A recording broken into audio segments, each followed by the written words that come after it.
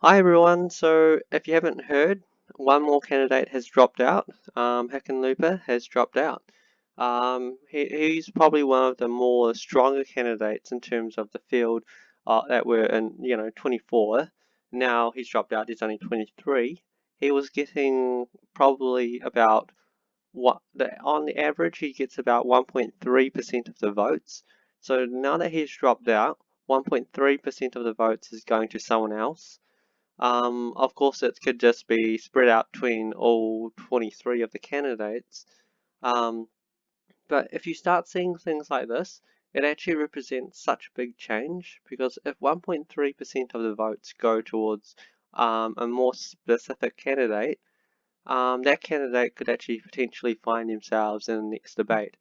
So it is a massive change in terms of reducing the amount of people there. Of course, there's still 23, which is an extraordinary amount.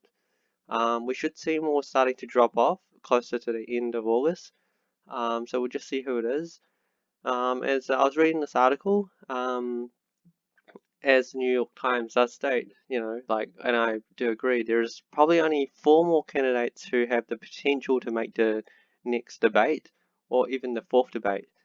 So Julian Castro, Tulsi Gabbard, Kristen Gillibrand, and then Tom Steyer.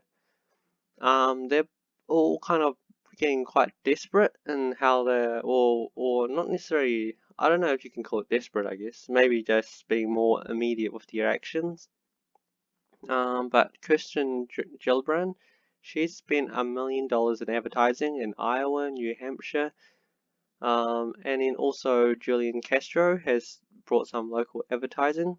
And I also know that Tom Steyer has spent $1.4 million on advertising recently. Tulsi Gabbard probably doesn't have as much financial support, so she's more urging her voters to to turn out as much as they can for online polls if there are.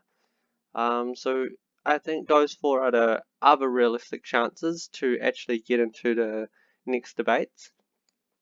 I think Julian Castro and Tom Stires will get into the next debate, which would increase the number of candidates to 11 because the current number counts 9 and you add two more. I think Tulsi and Kirsten Gillibrand might make the fourth. I'm not very sure they would make the third. Um, so in the case that it does turn out to be a field of 11, um, it might come to a decision that the debaters only want 10 candidates on there, or they might go 5 candidates and 6 candidates.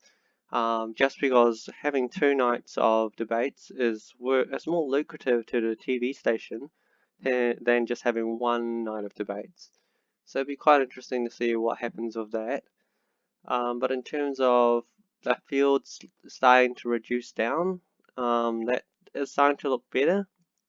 I think by the end of the year, you should probably have that at within within the top 10 candidates by then, because a lot of candidates after August will probably start considering that hey, we're not really reaching the donation threshold, and we're not reaching I guess like the voter polls.